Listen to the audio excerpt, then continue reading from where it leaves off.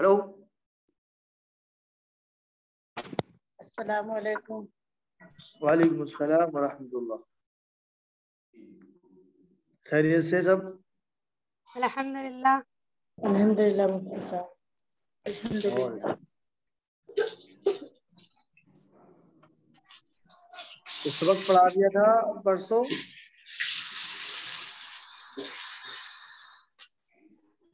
जी,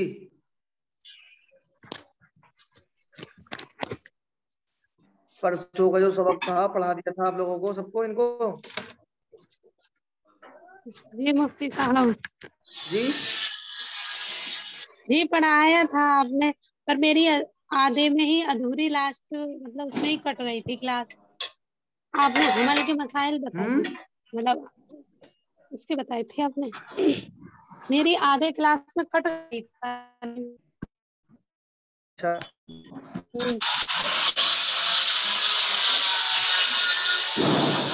हाँ शायद आपने बताए थे, हमल के दौरान हैज आने के मसाइल बताए थे आप।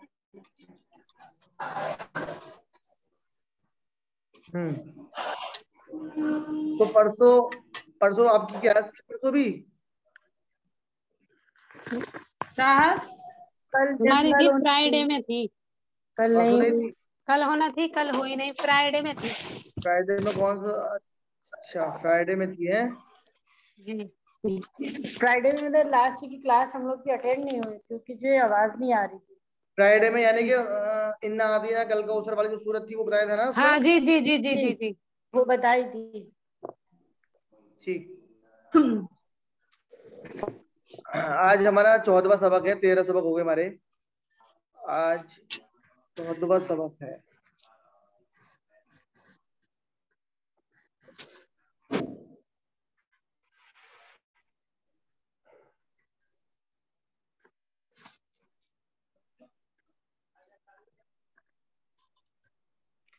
असल में जो मसाइल चल रहे हैं ना आप लोग, या अब जो मसाइल चल रहे हैं ना, वो मसाइल चल रहे हैं आप लोगों के, जो खुसूसी मसाइल होते हैं आप लोगों के, तो वो चल रहे हैं। और वो जो है आप लोगों को ज़्यादा बेहतर तरीके से, अगर कोई मुअल्लिमा होती तो इन मसाइलों को मुअल्लिमा पढ़ाती तो वो अच्छा था, बेहतर था। क्योंकि जो तरीका और जो चीज़ एक मुअल्लिमा बता सकती थी, वो मेरे लिए बड़ा मुश्किल सा है थोड़ा सा। क्योंकि मसाइल अहम मसाइल हैं, ऐसा भी नहीं है कि कोई नॉर्मल मसाइल हो, ज़्यादा अहम मसाइल हैं। और इन्हीं मसाइलों की आमतौर पर ज़रूरत होती है, और आमतौर पर इन्हीं में गलतियाँ होती हैं। लेकिन फिर भी चलिए कोशिश कर लेते हैं, जैसा भी होगा इंशाल्लाह। बाकी कुरान करीम के अंदर एक आयत है, सूरत बल्कि तब्बत यदा अबी लहब, जो सूरत है सूरह लहब। अल्लाह ताला ने इस सूरत को जो नाजिल फरमाया है, ये एक वाक़ई के तहत सूरत है। इसका जो शान नुज़ूल है, ये जो नाजिल हुई है, ये कब और क्यों नाजिल हुई, उसको हमें समझ लेना है। कि जब आप अलैहिस्सलातु वस्सलाम ने लोगों को दावत देना शुरू नहीं की थी, अल्लाह की तरफ बुलाना शुरू नहीं किया था, तो उससे पहले आप अलैहिस्सलातु वस्सलाम से तमाम लोग मोहब्बत करते थे, प्यार करते थे। लेकिन जब रसूल अकरम सल्लल्लाहु अलैहि वसल्लम ने एक अल्लाह से होने की दावत को दिया, लोगों के सामने बयान किया कि अल्लाह एक है,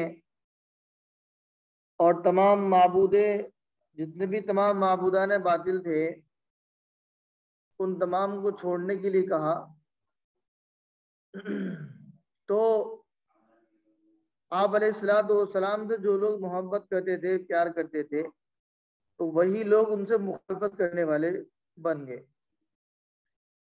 एक मर्तबा आप अलैहिस्सलाम ने इसी दौरान तमाम लोगों को जमा फरमाया, पहाड़ी पे खड़े होके लोगों को बुलाया, जमा किया और उनसे कहा कि अगर मैं ये कहूं कि इस पहाड़ी के पीछे कोई एक लश्कर है, दुश्मनों का लश्कर, जो तुम लोगों पर अनकरीब हमला करने वाला है, तो क्या तुम मेरी बात को सच मानोगे? तमाम के तमाम लोगों ने कहा बैग ज़बा होकर कि हम आपकी बात को हक और सच मानेंगे। तो ये आप अलैहिस्सलाम का जायजा था कि लोगों को जायजा ले रहे थे, देखते हैं कि ये मेरी कितनी बात मानते हैं और कहाँ तक मेरी बात को सच मानते हैं। जब आप अलैहिस्सलाम ने इस बात को कहा कि अगर मैं ये कहूँ कि इस पहाड़ी के पीछे एक लश्कर है दुश्मनों का जो तुम पर अनकरीब हमला करने वाला है, तो क्या मेरी बात को सच मानोगे? सबने कहा कि हाँ, आपकी बात को सच मानेंगे। तो आप अलैहिस्सलाम ने फरमाया, या अय्युहन्नास क़ूलू ला इलाहा इल्लल्लाह तुफ्लिहू, कि लोगों कलमा पढ़ लो कामयाब हो जाओगे। जैसे ही आप अलैहिस्सलाम ने इस बात को कहा, फौरन जो कुफारे मक्का थे, दुश्मनान इस्लाम, तमाम के तमाम गुस्से में आए। और सबसे पहले आपका चचा, उसने क्या कहा, वो सख्त गुस्सा हो गया और गुस्से में उसने कहा कि क्या तूने हमें इसी काम के लिए जमा फरमाया या इसी बात के लिए जमा किया था? और बल्कि आगे भी आप अलैहिस्सलाम को बड़ा भला कहा और उसने फिर आपकी शान गुस्ताखी की, आपको कंकर उठा के मारे और कहा कि तू हलाक हो जा। तो ये आप अलैहिस्सलाम की शान में गुस्ताखी थी अबू लहब की। तो अल्लाह तबारक व तआला ने इस सूरत को नाज़िल फरमाया, यानी हजरत सल्लल्लाहु अलैहि वसल्लम की दिफा में अल्लाह तबारक व तआला ने सूरत को नाज़िल फरमाया और फरमाया तब्बत यदा अबी लहब, फरमाया कि अबू लहब के दोनों हलाक है। गुस्ताखे रसूल, ये गुस्ताखे रसूल की सजा है। यानी अल्लाह तबारक व तआला ने जो सूरत नाज़िल फरमाई, ये क़यामत तक के लिए उसको ऊपर अब लानत होती रहेगी।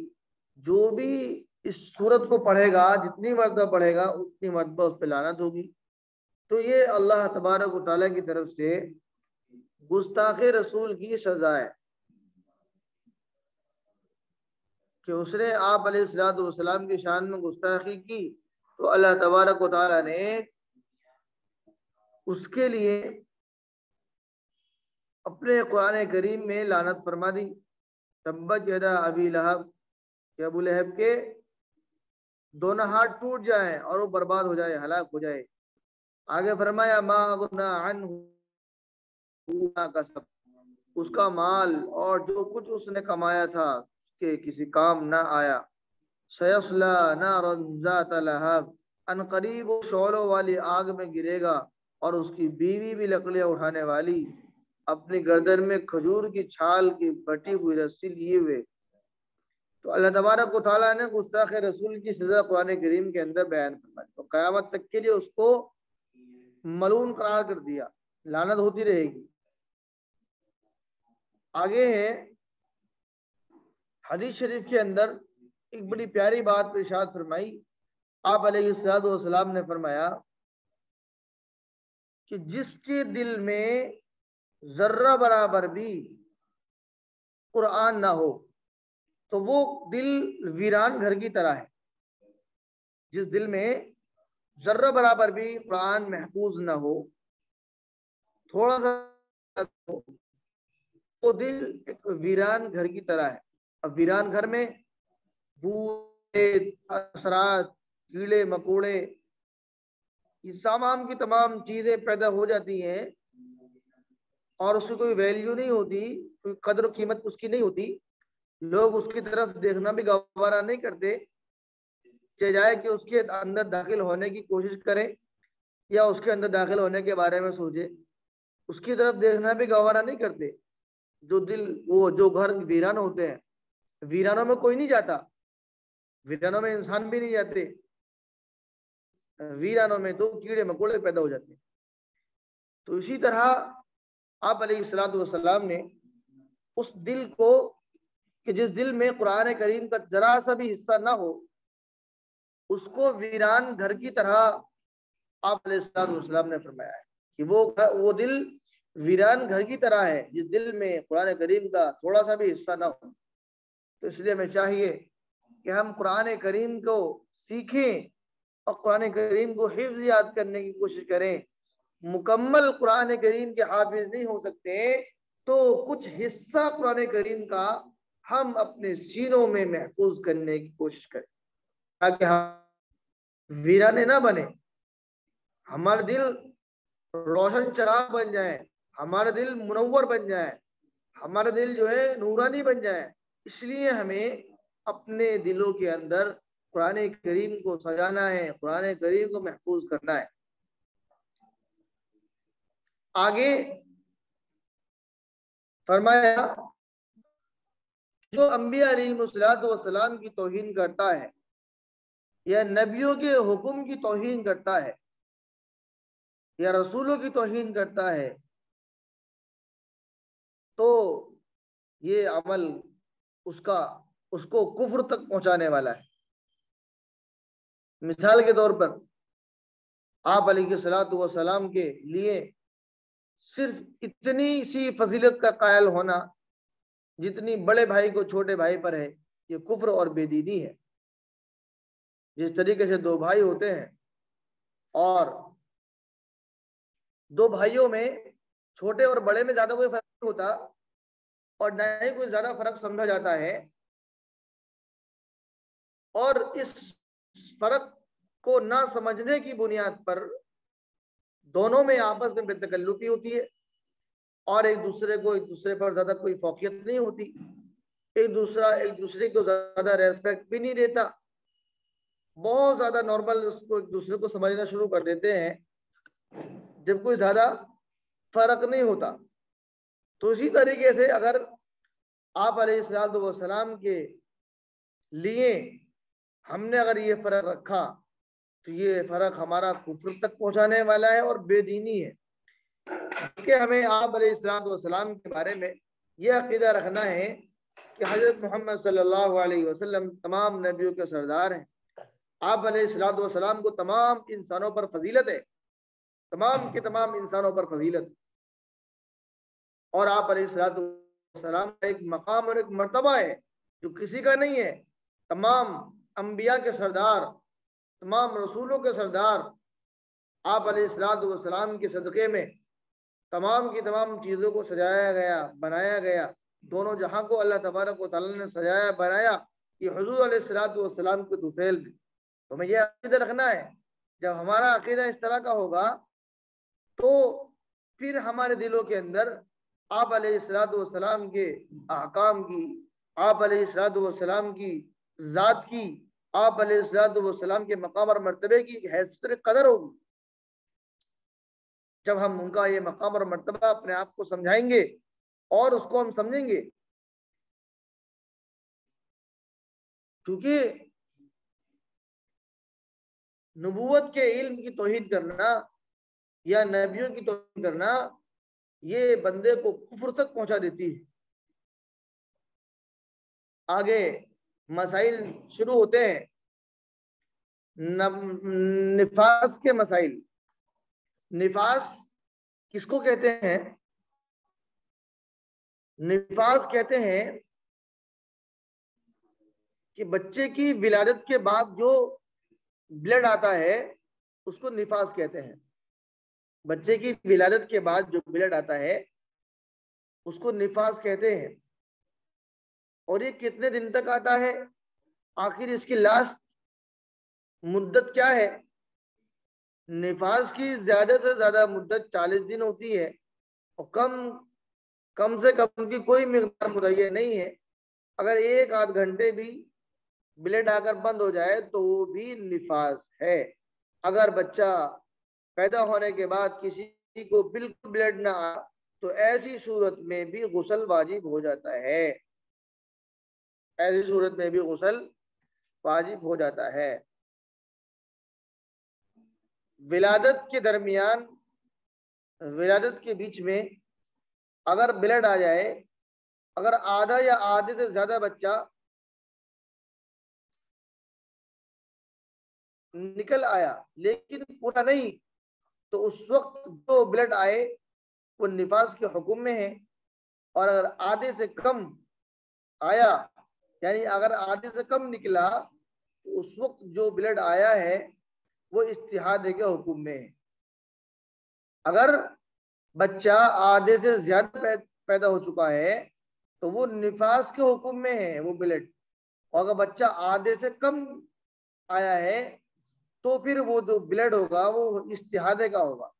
अगर होश और हवास बाकी हो और नमाज का वक्त आ जाए तो उस वक्त भी नमाज पढ़े, अगरचे इशारा ही से क्यों ना हो, कज़ा ना करे वरना गुनाहगार होगी।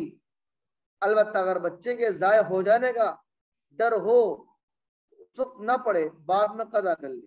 देखिए कितनी बड़ी बात, नमाज किसी भी हाल में माफ नहीं है। अब इससे मसले से ये मालूम होता है, ये पता चलता है कि नमाज की कितनी अहमियत है, कि ऐसे वक्त में भी नमाज को कज़ा करने पर गुनाह होगा।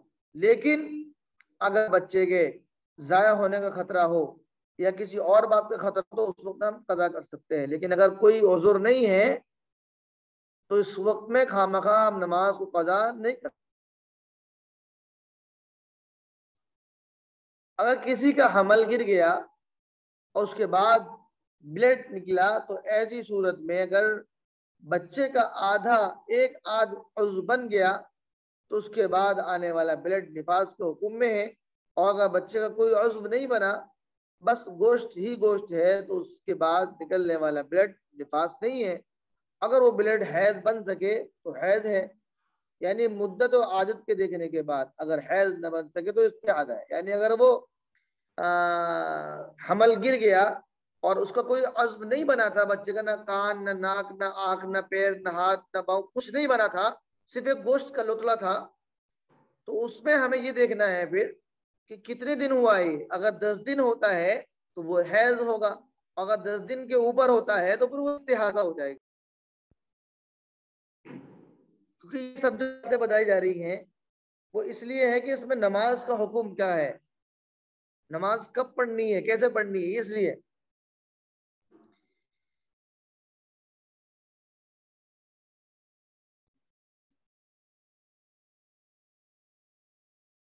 आगे फरमाया,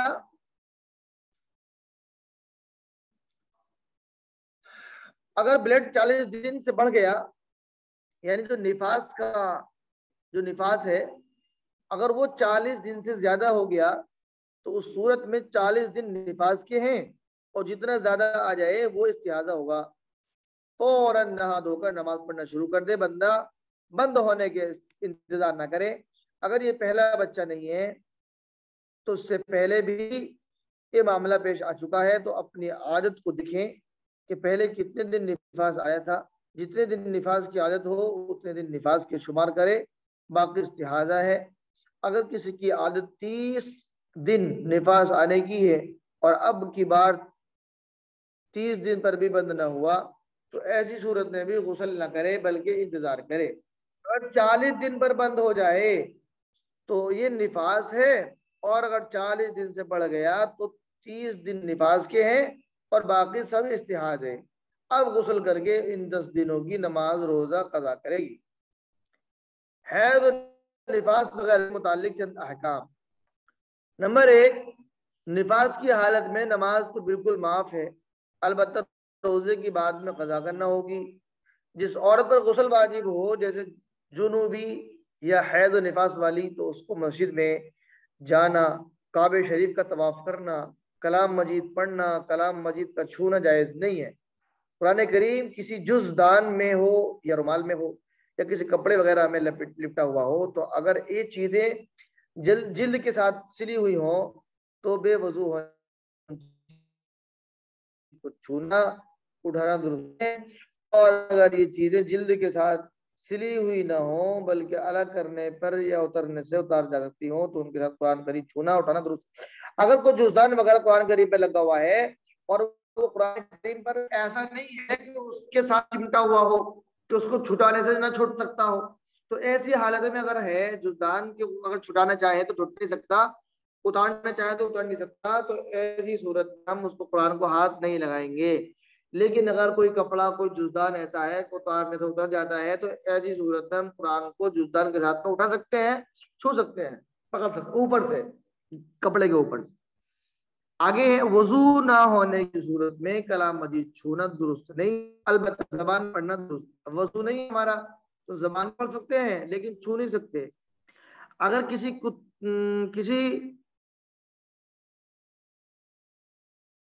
सिक्के तश्तरी तावीज या किसी चीज में कुरान पाक की कोई आयत लिखी हुई हो तो उस हालत में उन लोगों के लिए इन सब चीजों को छूना दुरुस्त नहीं है। अलबत्ता अगर ये चीजें किसी थैली केस वगैरह में रखी हो तो उस थैली वगैरह को छूना उठाना दुरुस्त है। कुर्ते के दामन या दुपट्टे के आंचल से भी कुरान पाक पकड़ना दुरुस्त नहीं है। अलबत्ता अगर बदन से अलग कोई कपड़ा हो जैसे रुमाल वगैरह तो उससे पकड़ना उठाना छूना जायज है, दुरुस्त है। हालत निफास हैज और जनाबत में कुरान पाक पढ़ने की इजाजत नहीं है, न जबानी और न ही देखकर। पूरी आयत पढ़ना तो बिल्कुल ही जायज नहीं है, लेकिन अगर पूरी आयत न पढ़े बल्कि आयत का जरा सा टुकड़ा या आधी आयत पढ़े तो जायज है, लेकिन वो आधी आयत भी इतनी बड़ी ना हो कि किसी छोटी आयत के बराबर हो जाए।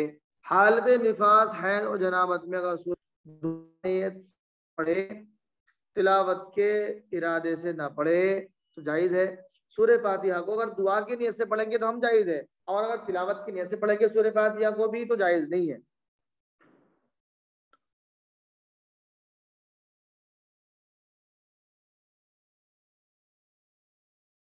इसी तरह दुआ के मजमून पर मुश्तमिल आयत भी दुआ की नियत से पढ़ना दुरुस्त, जैसे रब्बना आतिना दुनिया हसना रब्बना ला तुआखिजना, ये सब पढ़ना जायज है दुआ के, अगर दुआ के तौर पर पढ़ लें तो। तिलावत के तौर पर तो नहीं पढ़ सकते। और अगर कोई औरत कुरान पाक पढ़ाती है तो ऐसी सूरत में उसके लिए हिज्जे करवाना दुरुस्त है, और रवा कराते वक्त पूरी आयत पढ़ना जायज नहीं है, बल्कि एक दो लफ्ज के बाद सांस तोड़ दिया करे और काट काट कर आयत का रवा कराए।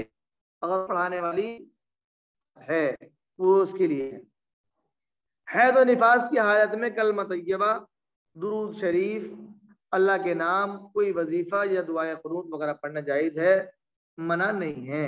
हम ये पढ़ सकते हैं, तस्बीह वगैरह पढ़ सकते हैं। अगर किसी औरत पर किसी वजह से गुस्ल वाजिब था और अभी गुस्ल कर पाई थी कि हैज आ गया तो ऐसी सूरत में उस पर गुस्ल वाजिब नहीं रहा।